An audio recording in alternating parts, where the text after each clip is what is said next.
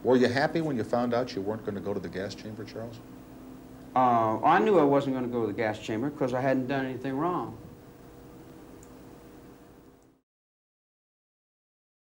Charles Manson adalah seorang kriminal dan musisi Amerika yang memimpin The Manson Family, sebuah sekte yang berbasis di California pada akhir 1960-an. Kisah Charles Manson sudah sering diceritakan, tetapi baru-baru ini seorang penulis bernama Tom O'Neill merilis sebuah buku yang berjudul Chaos, Charles Manson, The CIA, and the Secret History yang mempunyai teori bahwa Charles Manson adalah salah satu hasil tes eksperimen CIA. Sebelum membunuh, Manson telah menghabiskan lebih dari separuh hidupnya di lembaga permasyarakatan. Saat mengumpulkan pengikut sektenya, Manson adalah seorang penyanyi dan penulis lagu di Los Angeles. Ia mendapatkan pengikut pertama di kampus UC Berkeley, seorang pustakawan yang bernama Mary Brunner. Ia membujuknya untuk membiarkannya tinggal di rumah Mary selama beberapa malam, dan tidak lama setelah itu, Manson tinggal secara permanen. Manson mulai menarik banyak pendengar dan beberapa pengikut tetap. Ia menargetkan orang yang gampang dimanipulasi, yang tidak percaya diri, dan tidak mempunyai teman. David Smith, dalam bukunya yang berjudul Love Needs Care, mengklaim bahwa Manson berusaha memprogram ulang pikiran mereka untuk mau mengikuti apapun yang Manson katakan, melalui penggunaan LSD dan praktik seksual tidak konvensional yang akan mengubah pengikutnya menjadi botol kosong yang akan menerima apapun yang ia tuangkan. Anggota keluarga Manson, Paul Watkins, bersaksi bahwa Manson menggunakan LSD dengan dosis yang lebih rendah untuk tetap menjaga kesadaran korban akan keberadaan Manson.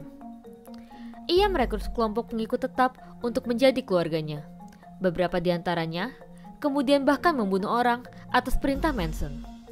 Jadi, apa yang orang lihat di Manson dan bagaimana ia berhasil memanipulasi dan mengendalikan orang begitu suksesnya? Dikatakan bahwa banyak orang-orang yang cerdas akhirnya memilih untuk mengikuti para pemimpin sekte karena mereka berhasil menggambarkan diri mereka sebagai penyelamat dunia.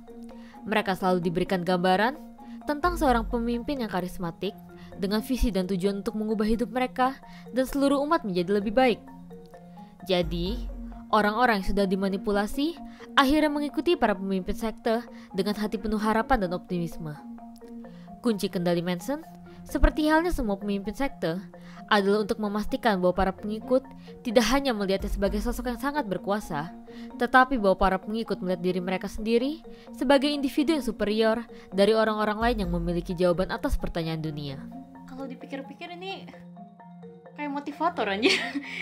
mereka disuruh untuk menganggap diri mereka sebagai pribadi yang sangat baik gitu loh. Tapi emang kayak gitu kan, kayak pemimpin sekte pokoknya itu mereka biasanya nggak. Tapi orang-orang pinter juga nggak immune gitu ya masuk sekte tuh, karena biasanya pemimpin sekte itu orang-orang yang punya karisma tinggi lah. Terus lo bisa pinter ngomong terus bisa pinter meyakinkan mereka bahwa mereka tuh menawarkan jawaban untuk semua itu. Dan biasanya orang-orang kayak gini juga pengikut-pengikutnya dibuat sebagaimana caranya mereka tuh merasa gue juga orang penting gitu loh. Jadi bukan kayak di brainwash kan? Di brainwash, jadi seakan-akan mereka itu punya role lebih gede pada dunia yang tapi untuk untuk mengubah dunia tuh lebih baik lagi gitu dengan cara apapun, dan mereka kayak blindly follow whatever the leader says gitu kan. Jadi itu sih yang bikin, karena nggak ada orang immune sama sekte, karena mesti cari tahu aja, kayak lihat-lihat kan, berarti kan orang kayak gimana gitu. Harus berhati-hati. Manson membujuk pengikutnya untuk melakukan pembunuhan untuk memicu helter-skelter yang mempunyai sebuah arti lain, yaitu kebingungan. Ia berjanji bahwa akan ada perang ras yang akan mengangkatnya dan pengikut sektenya untuk memimpin dunia. Seiring waktu, Manson menjadi bagian dominan dari identitas pengikut yang ia sebut anggota keluarga.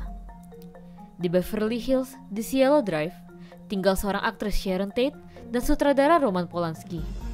Pada 9 Agustus 1969, Tate yang sedang hamil 8,5 bulan saat itu sedang menikmati malam bersama teman-temannya. Sedangkan Polanski saat itu sedang syuting film di Eropa. Selain Tate, di rumah tersebut ada Abigail Folger, Wojciech Firkowski, dan Jay Sebring. Menurut buku yang berjudul Helter Skelter, The True Story of the Manson Murder, yang ditulis oleh Vincent Bugliosi, Charles Manson memberikan perintah kepada Tex Watson, Susan Atkins, Linda Kasabian, dan Patricia Krenwinkel untuk memasuki kediaman Tate dan untuk membunuh semua orang di dalam rumah tersebut sesadis mungkin. Saat mereka masuk tanpa izin, Stephen Perrin, pengunjung penjaga kediaman, sedang meninggalkan properti dengan kendaraannya. Watson menghentikan Perrin, mengayunkan pisau ke arahnya, dan lalu menembaknya 4 kali di dada dan juga perut. Watson kemudian memasuki kediaman dengan memotong tirai jendela dan membukakan pintu depan untuk Atkin dan juga Krenwinkel. Kasabian berada di ujung jalan masuk untuk berjaga-jaga, sedangkan Watson dan juga rombongannya memasuki kediaman dan menemukan Tate, Folger, Frykowski, dan Sebring. Tate dan Sebring diikat di leher dan Folger dibawa masuk ke kamar tidur terdekat. Sebring ditembak dan juga ditikam sebanyak 7 kali. Frykowski sempat diikat dengan handuk tetapi berhasil membebaskan dirinya. Saat berusaha kabur, Frykowski terlibat dalam pertengkaran dengan Atkins yang mengakibatkan Atkins menikamnya di kaki. Ia terus melarikan diri, tetapi Watson memukulnya dengan pistol beberapa kali di atas kepalanya dan menikamnya juga beberapa kali. Folger melarikan diri dari kamar tempat ia disandera dan kemudian dikejar oleh Krenwinkel. Folger ditikam oleh Krenwinkel dan akhirnya ditikam juga oleh Watson. Ia ditikam sebanyak 28 kali. Sementara itu, Frykowski yang ternyata masih hidup sedang berjuang kabur di halaman ketika Watson datang untuk menikamnya lagi. Frykowski ditikam sebanyak 51 kali. Tate memohon belas kasihan kepada Atkins tetapi ditolak. Ia ditikam sebanyak 16 kali. Anak Tate yang belum lahir pada saat itu tidak selamat dari insiden tersebut. Dan ini kalau nggak salah kan Roman Polanski sama Sharon Tate kan baru aja pindah ke rumah itu kan, belum lama. Jadi rumah itu sebelumnya milik produser atau apa gue lupa. Dimana si Charles Manson kan penyanyi kan, jadi pernah kalau nggak salah ditolak gitu loh sama produser atau yang berhubungan sama bisnis musik ini. Terus dia juga ada sakit hati, makanya orang-orang kayak lo ke situ aja dan bunuh siapapun di rumah itu, mau nggak mau itu orang yang berhubungan kayak mau nggak, dan yang kena nggak sayangnya Sharon Tate sama Roman Polanski itu. Lo kayak blindly banget kalau itu ya, maksudnya kayak nggak ada motif juga sebenarnya. Nggak ada motif, dan emang motifnya tuh satu-satunya buat neror, buat neror. Di dinding rumah itu juga ditemukan tulisan babi yang ditulis dengan darah salah satu korban. Hal ini dilakukan karena sebelum pembunuhan, Manson meminta mereka untuk meninggalkan sesuatu yang akan meninggalkan kesan seperti perbuatan setan di lokasi pembunuhan. Keesokan paginya, pada pukul 8 pagi, pengurus rumah tangga Winifred Chapman datang ke kediaman dan menemukan mayat-mayat yang telah dibunuh secara brutal.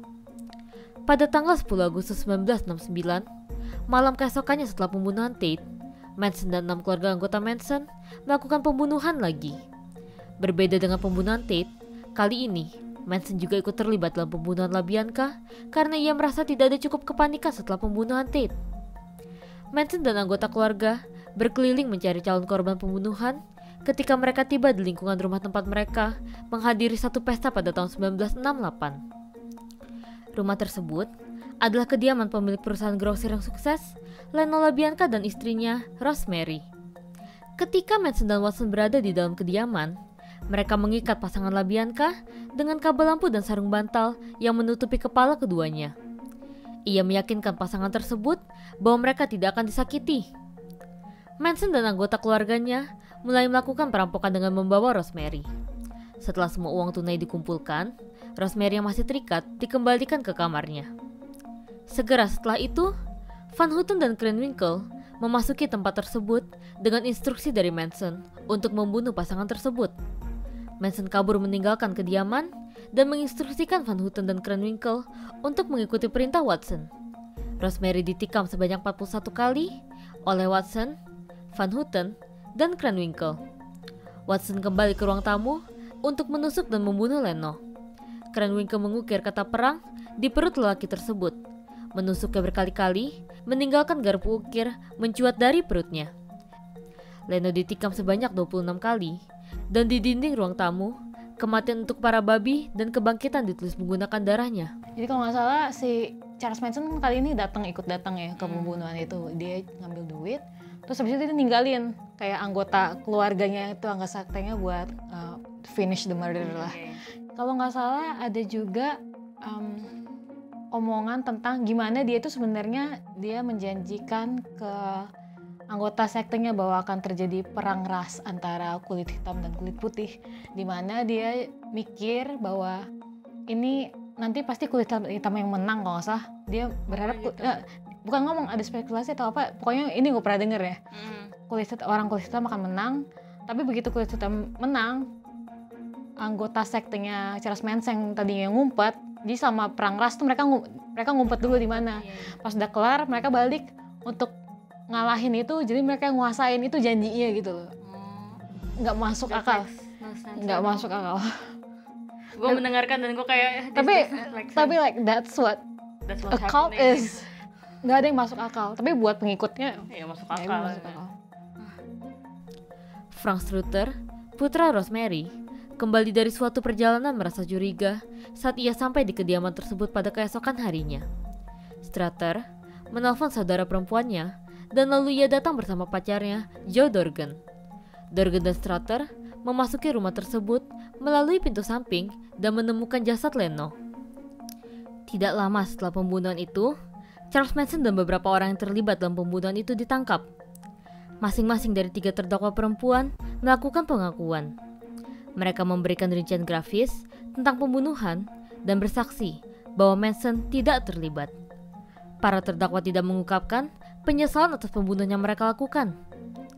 Pada tanggal 26 Maret 1971, juri menjatuhkan hukuman mati kepada 4 terdakwa, termasuk kepada Watson.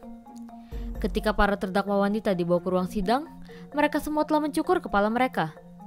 Setelah mendengar hukuman tersebut, Eskin berteriak kepada juri, lebih baik kunci pintu rumah dan awasi anak-anak Anda. Dalam buku Chaos, Charles Manson, The CIA, and the Secret History of the 60s, karya Tom O'Neill, disebutkan ada sesuatu yang aneh sebelum penangkapan Manson yang terakhir. Bahwa Charles Manson sebenarnya pernah ditangkap beberapa kali, tetapi selalu dilepaskan atas dasar yang tidak masuk akal. O'Neill mempunyai teori bahwa polisi terus membiarkan Manson pergi karena ada kekuatan yang lebih besar yang ingin Manson untuk bebas.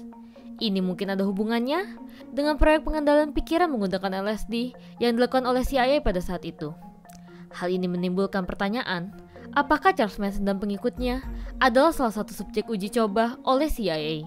Seperti apa yang telah disebutkan sebelumnya, bahwa penggunaan LSD berperan dalam kultus Manson. Apa mungkin Charles Manson menggunakan teknik pengendalian pikiran yang sama kepada para pengikutnya? Banyak pengikut Manson lalu ikut masuk penjara karena kejahatan mereka. Beberapa di antaranya merasa sangat bersalah atas tindakan mereka. Tetapi yang benar-benar menakutkan adalah betapa mudahnya untuk ditipu dan disesatkan. Bahwa begitu mudah bagi seseorang untuk bergantung pada seorang pemimpin yang terlihat sangat luar biasa, dengan wawasan yang luas, yang pada kenyataannya adalah seorang psikopat. Para pengikut sekte sering melupakan identitas mereka, hobi, keluarga, dan teman-teman. Lalu mereka rela melakukan hal-hal buruk bagi seorang pemimpin yang mereka cintai. Pelajaran dari keluarga Manson adalah peringatan bagi kita semua untuk lebih kritis akan segalanya. Jangan percaya bahwa setiap orang memiliki semua jawaban. Waspadalah terhadap karisma, pesona, dan orang-orang yang mengabarkan diri mereka sebagai seorang penyelamat. Karena walaupun percaya pada ide-ide besar yang indah itu bagus, ini bisa menjadi jalan menuju perbudakan oleh suatu sekte. Warisan abadi Manson adalah dari cerita ini. Jika ada orang seperti Manson berusaha mendekat, orang-orang akan semakin dapat lebih cepat menyadari dan bisa lebih tegas menolak pendekatan mereka.